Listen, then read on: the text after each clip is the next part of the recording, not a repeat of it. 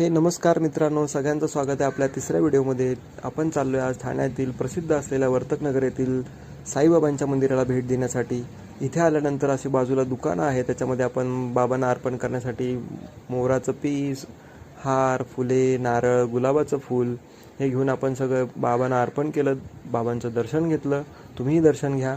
किती सुंदर मूर्ती आहे पहा.